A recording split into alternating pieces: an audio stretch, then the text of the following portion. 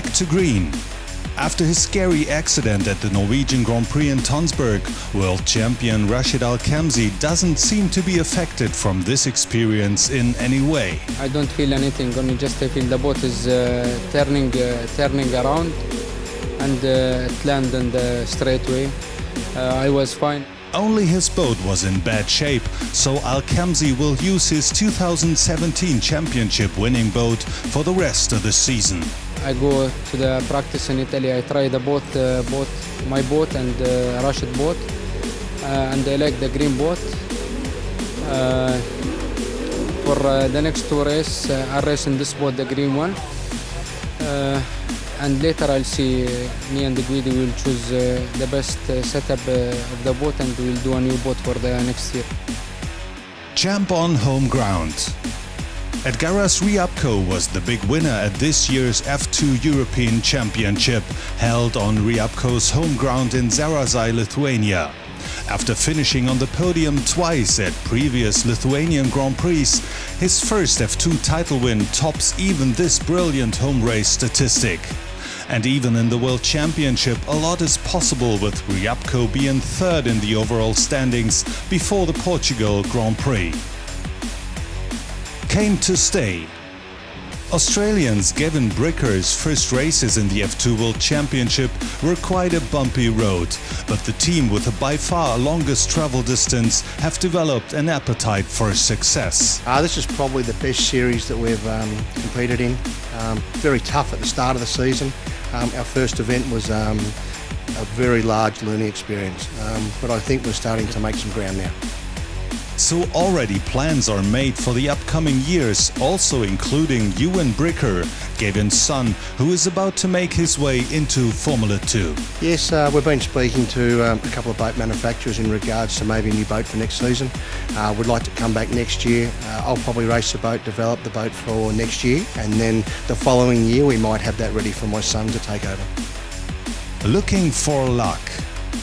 After his accident with Ferdinand Sandbergen in Tonsberg, Stefan Hagen moved from second to fifth in the championship. Quite a disaster for the German, who finished on the podium in Kaunas and led the Denmark Grand Prix till it was red flagged. So the motivation is high for Hagen to move up again here in Portugal.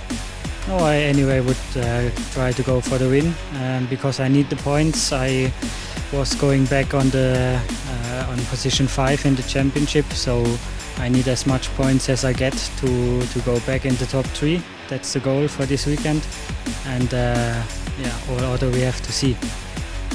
Portuguese ambitions.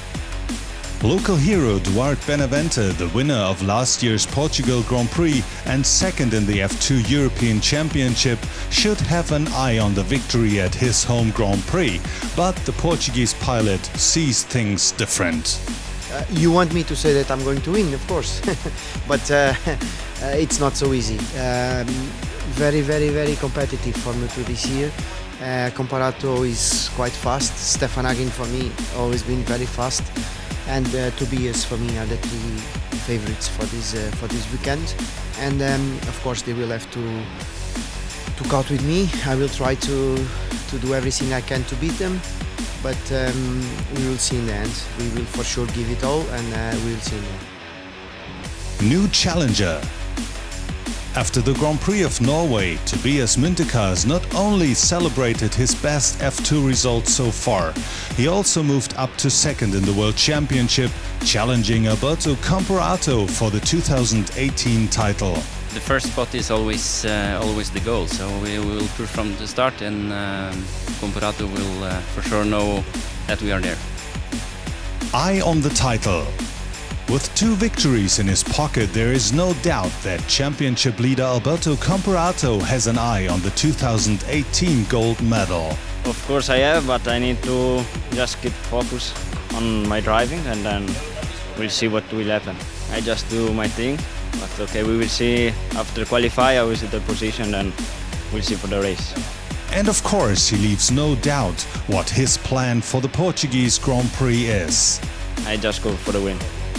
That's the most easy way to finish the race.